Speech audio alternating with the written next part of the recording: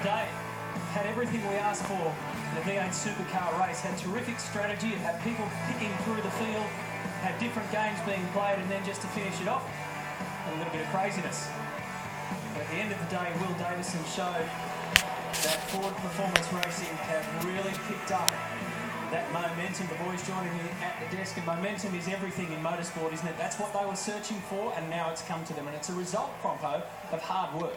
Yes, it is, and they showed evidence of this up in the Northern Territory the last time that we met. They got some pace going there. I thought the run that Mark Winterbottom had on the Sunday in the final race up in the Northern Territory was an extraordinary run, and he's gone on with it today. To get so far on a soft tyre was really incredible performance, but hats off to Will Davison.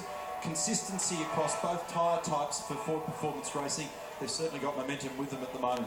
Absolutely, and sometimes motorsport's a funny game where you might have just one part of the puzzle. They've got car speed, they've got tyre life, they've got fuel economy, and as I said in the telecast, that was one of the best starts of the year for Will Davison. He did a great job. The first part of the race was quite a weird part because a lot of the guys on the hard tyres were very contained, and the only guy who made progress, because the only guy who started on soft tyres was Craig Lowndes. Jamie Whincup's speed, there's a bit of a kerfuffle there at the first corner, not too much damage, they got away with that. But the real drama for Whincup was he had no speed. Red Bull Racing Australia today on the hard tyre have been caught out. They just had no pace at all. Forever, Jamie sat in 15th position, didn't he? Craig marched along, had the soft tyre. He was the only one of 28 that had the soft tyre on the car. This is him just slicing through the pack. Eventually got to Shane Van Gisbergen, who had great pace today. By the way, did the fastest lap of the race, Shane, 1 minute 13.6. But they had pit stop drama with both cars, Jonathan Webb and Shane Van Gisbergen, so Techno Autosports will take some lessons away from this. Have to say, boys, again, really enjoyed the longer format of racing. You know, it was really good. We got our teeth stuck into all the strategy. Pit stops became really critical.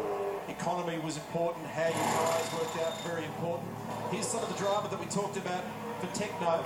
Watch this, because they dropped the car with the fuel hose attached. That's a no-no. And ultimately served the penalty as a result. And this car for Jonathan Webb actually departed the lane while they were still coupled to the fuel hose. And that can obviously be very dangerous. Pit lane drive-through penalty also for Shane as a result. Power steering failure, unfortunately, on a milestone weekend for Russell Ingall, but he had good pace, so he still had a warm smile on his face at the end of it. But in the end, it was left to Will Davison on the soft tyre to just make terrific gains. Lowndes just was in the high 1 minute 16s at the back end of the race on the hard tyre. He had absolutely nothing. He was vulnerable to all those guys. Coulthard got him. He ended up off the road on more than one occasion, and he just did the best he could with what he had.